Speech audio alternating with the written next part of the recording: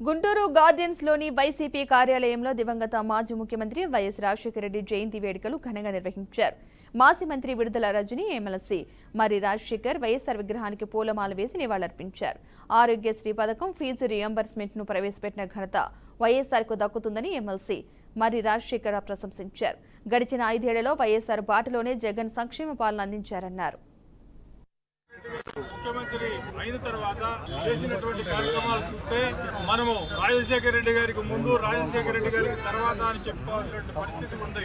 రాజశేఖర రెడ్డి గారు ముఖ్యమంత్రి అయిన తర్వాత ఆయన పరిపాలనలో తీసుకొచ్చినటువంటి మార్పులు గాని, సంక్షేమ కార్యక్రమాలు గాని, అభివృద్ధి కార్యక్రమాలు గాని ఉమ్మడి ఆంధ్రప్రదేశ్ లో రాష్ట్రం యొక్క రూపురేఖల్ని మార్చడం జరిగింది. జీవితంలో మనము ఇంత ఉన్నత చదువుని మన బిడ్డలకి చదివించుకుంటామనేటువంటి పరిస్థితిలో ఉన్నటువంటి కుటుంబాల్లో కూడా వారి బిడ్డల్ని ఉన్నత చదువులు చదివించడానికి అవకాశం కల్పించినటువంటి వ్యక్తి రాజశేఖర రెడ్డి గారు. ఆనాడు ఆయన ప్రవేశపెట్టినటువంటి ఫీజు రియంబర్స్మెంట్ పథకం ద్వారా ఈ రోజు పేద కుటుంబాల్లో ఉన్నటువంటి పిల్లలు ప్రపంచ దేశాలలో ఉద్యోగాలు చేస్తూ ఎంతో ఉన్నత స్థానాల్లో ఉండడం జరిగింది. వారి కుటుంబాల యొక్క ఆర్థిక పరిస్థితి సంపూర్ణంగా మారిపోవడం జరిగింది. రాజశేఖర రెడ్డి గారు మొట్టమొదటిసారిగా ఆరోగ్యశ్రీ ప్రవేశపెడితే ప్రతి పేదవాడు కూడా కార్పొరేట్ వైద్యాన్ని ఈ రోజు అందుకుంటున్నారు. రాజశేఖర రెడ్డి గారు ముస్లిం మైనారిటీలకి 5% రిజర్వేషన్ తీసుకొస్తే మైనారిటీల్లో ఆ 5% రిజర్వేషన్ వల్ల ఈనాడు ఎంతో మంది విద్యావంతులై ఉన్నత స్థానాల్లో ఉండడం జరిగింది. రాజశేఖర రెడ్డి గారు ఇందిరమ్మ పథకాన్ని ప్రవేశపెడితే